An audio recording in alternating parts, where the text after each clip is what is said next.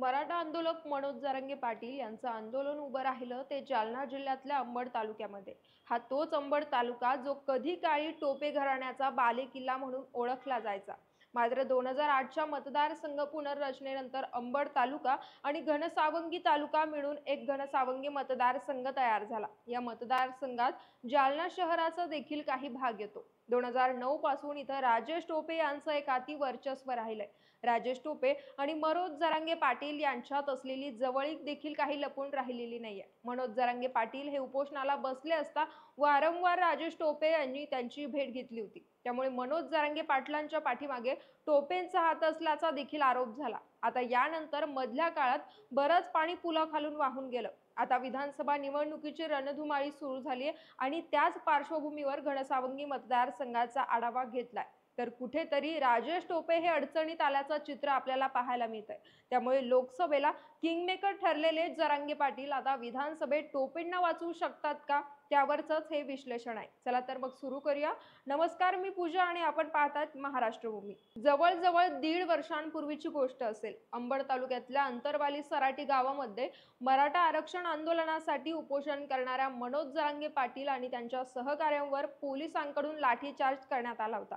यावेळी त्यांनी लाठीचार्जचे थेट आरोप जरांगे पाटलांनी गृहमंत्री असलेल्या देवेंद्र फडणवीसांवर लावले। त्यानंतर वातावरण पेटलं तर मराठा समाज हा देवेंद्र फडणवीस आणि भाजपच्या विरोधात गेला, ज्याचा फटका लोकसभा निवडणुकीत भारतीय जनता पक्ष प्रणित महायुतीला बसला। त्यामुळे 45 जागांची अपेक्षा असलेली महायुती अवघ्या 17 जागांवर येऊन ठेपली। मात्र याच दरम्यान मनोज जरांगे पाटलांच्या पाठीमागे कुठेतरी शरद पवार आणि राजेश टोपेंचा हात असल्याचा आरोप देखील वारंवार भाजपकडून आणि महायुतीकडून करण्यात आला।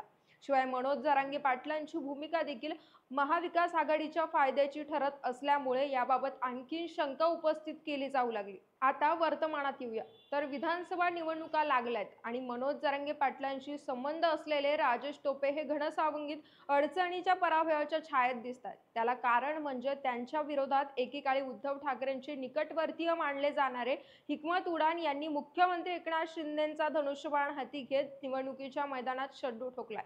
गेल्या वेळी जेव्हा टोपे विरुद्ध उडान ही लढाई झालेली तेव्हा उडान यांनी टोपेंना नाकीनऊ आणले होते। त्यावेळची जर आकडेवारी पाहिली तर टोपेंना 1,07,849 मतं पडलेली, तर उडान यांना 1,04,440 मतं होती। आता टोपे हे 3,409 मतांनी विजयी दिसत असले तरी एखाद्या विरोधी उमेदवारानं त्यांच्या विरोधात घेतलेली ही सर्वाधिक मतं होती। तेव्हा या पाठीमागचं कारण हे उडान आणि टोपेंच्या राजकारणातील सम्य सांगितलेलं गेलं होतं। म्हणजेच टोपेंसारखेच उडान याचंही मतदारसंघात संस्थात्मक राजकारण चालतं।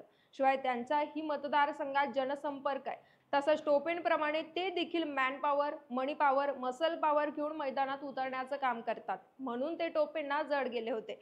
तर यंदाची परिस्थिती पाहिली तर राजेश टोपेंबद्दल असलेली अँटी इन्कम्बन्सी आणि उडान यांचं मराठा असणं तसंच मनोज जरांगे पाटलांच्या आंदोलनात सक्रिय सहभागी होणं हे राजेश टोपेंच्या पराभूत होण्यामागे कारण ठरू शकतं असं सांगितलं जातंय।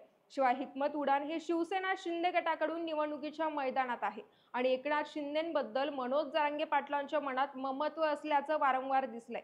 त्यामुळे याचा फायदा हा उडान यांना होईल असं बोललं जात आहे। मात्र दुसऱ्या बाजूने जर विचार केला तर वरवर जरी आपल्याला इथं मराठा मतं उडान यांच्या पडताना दिसत असले तरी मराठा मतं ही राजेश टोपेंच्या विरोधात जाणार नाहीये असं देखील एक समीकरण आहे। म्हणजेच भारतीय जनता पक्षाने केलेली एक महत्त्वाची चूक राजेश टोपेंना तारणारी ठरते। भारतीय जनता पक्षाने मनोज जरांगे पाटील यांच्या पाठीमागे राजेश टोपेंचा हात असल्याचा आरोप वारंवार केलाय। स्वतः देवेंद्र फडणवीस यांनी माध्यमांशी बोलताना जालना जिल्ह्यातल्या शरद पवार गटाच्या एका नेत्यानं जरांगे पाटलांच्या माध्यमातून भारतीय जनता पक्षाला टार्गेट केल्याचा आरोप केला होता। तेव्हा त्याचा सरळ रोख हा राजेश टोपेंकडे होता। त्यामुळे मनोज जरांगे पाटील यांचा देखील अदृश्य पाठिंबा हा राजेश टोपेंना आहे असं नरेटिव्ह मराठा समाजात सेट झालंय। त्यामुळे मराठा समाजाची एकतर्फी मतं ही टोपेंना पडणार असंच दिसतंय। त्याशिवाय आणखी एक बाब म्हणजे घनसावंगीत मोठ्या प्रमाणात पारंपरिक टोपे विरोधित मतं देखील आहेत।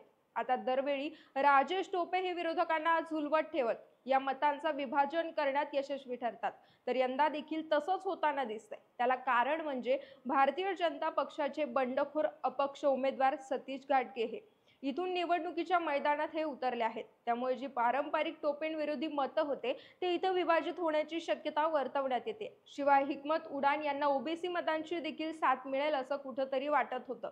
मात्र इथं वंचित बहुजन आघाडीच्या कावेरी खटके या निवडणुकीच्या मैदानात उतरल्यात। स्वतः ओबीसी आरक्षण बचाव आंदोलनाच्या माध्यमातून उपोषणाला बसलेल्या लक्ष्मण हाकेंनी ओबीसी समाजाला कावेरी खटक्यांच्या मागे उभे राहण्याचं आवाहन केल्यानंतर इथली ओबीसी मतं त्यांच्या बाजूला जातील असं बोललं जात आहे। त्यामुळे दर विधानसभेप्रमाणे ह्या विधानसभेत देखील मतांचं विभाजन आणि मराठा मतांची ताकद या जोरावर राजेश टोपे हे घनसावंगीचं मैदान मारतील असंच दिसतंय। आता यावर तुमची प्रतिक्रिया काय तुम्ही आम्हाला कमेंट्सच्या माध्यमातून नक्की कळवा आणि अशाच राजकीय विश्लेषणासाठी आमच्या चॅनलला सबस्क्राईब करा।